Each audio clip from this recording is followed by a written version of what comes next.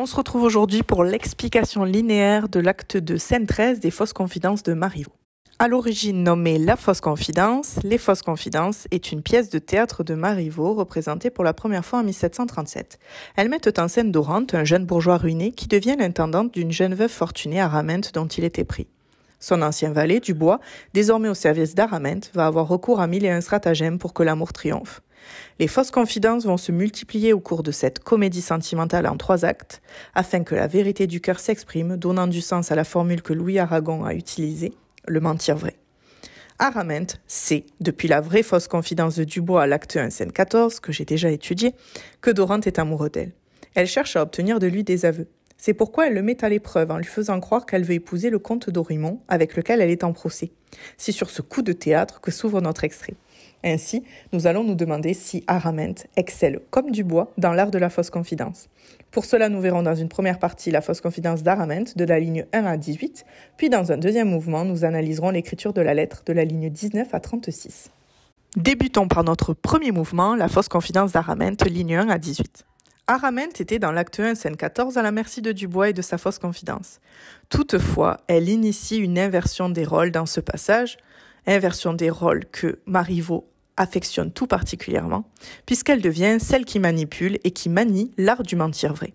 Alors pourquoi peut-on parler ici d'art du mentir vrai ? Mentir car elle fait croire qu'elle va épouser le comte. Vrai car elle fait naître le mensonge, espérant que la vérité voit le jour. En effet, le champ lexical de la détermination caractérise ces 2 premières répliques et indique que sa décision est irrévocable. Déterminé, ligne 1, résolu, ligne 2, garantie, promet, ligne 3-4. Dorante, face à l'attitude affirmée d'Araminte, ne sait que dire, comme l'indique la phrase nominale « Déterminé, madame ?» Néanmoins, cette détermination n'est qu'une façade, et l'aparté « il change de couleur » montre qu'Araminte espère que le stratagème mis en place permettra à Dorante de lui avouer ses sentiments. Pour cela, elle multiplie les verbes à l'impératif. Ne vous embarrassez pas, écrivez. Nous pouvons noter que ces répliques sont assez longues, alors que celles de Dorante sont courtes et souvent composées d'interrogations. En témoigne la ligne 7. Et pour qui, madame ? Araminte tisse sa manigance, pour le comte qui est sorti d'ici extrêmement inquiet et que je vais surprendre bien agréablement. Cependant, nous pouvons remarquer, grâce à la didascalie, que Dorante ne semble pas comprendre l'annonce d'Araminte. Dorante reste rêveur et par distraction ne va point à la table. À la question partielle qu'elle lui adresse, question qui inviterait donc à révéler ses sentiments, à quoi rêvez-vous ? Dorante répond comme s'il s'agissait d'une question totale. Oui, madame. Il y a une transgression de ce que l'on appelle la loi de pertinence. Alors, la loi de pertinence, c'est une loi qui veut que l'on réponde pertinemment à la question qui nous est posée. Et cette infraction à la loi de pertinence peut être source de comique pour le public. Araminte voit son trouble, qu'elle met en évidence grâce à une négation totale. Il ne sait ce qu'il fait. Et espère à cet instant qu'il se déclare. Voyons si cela continuera. Cependant, Dorante, guidée continuellement par son valet, est persuadé que Dubois lui a menti. Il apparaît dans cette scène sous son vrai jour. Sa capacité d'action dans la pièce est absolument nulle.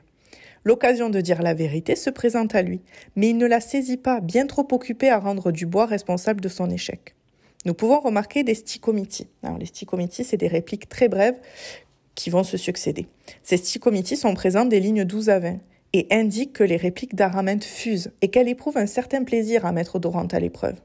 En effet, les phrases de la jeune veuve sont directes et très brèves, soit interrogatives, soit exclamatives. Êtes-vous prêt à écrire ? Vous n'en trouvez point ? En voilà devant vous.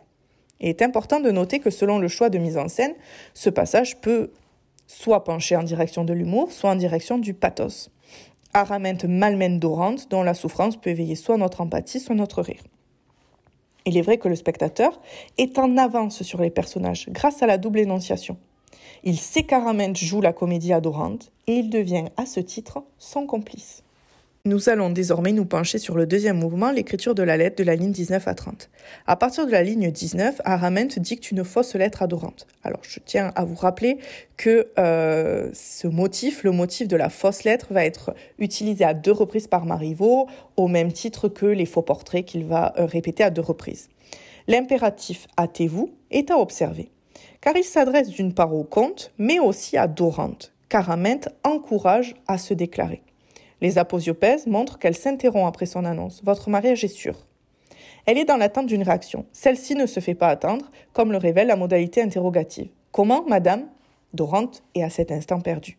Araminte continue, malgré tout, à dicter sa lettre et se montre décidée à épouser le comte. Votre mariage est sûr, madame veut que je vous l'écrive et vous attend pour vous le dire. Son ton est assuré.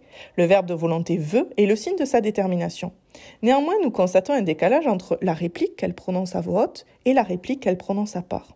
Alors qu'elle est implacable devant Dorante, l'aparté trahit ses peurs. Il souffre mais ne dit mot. Est-ce qu'il ne parlera pas ? Cette question rhétorique rend visible sa crainte de ne pas obtenir les aveux attendus.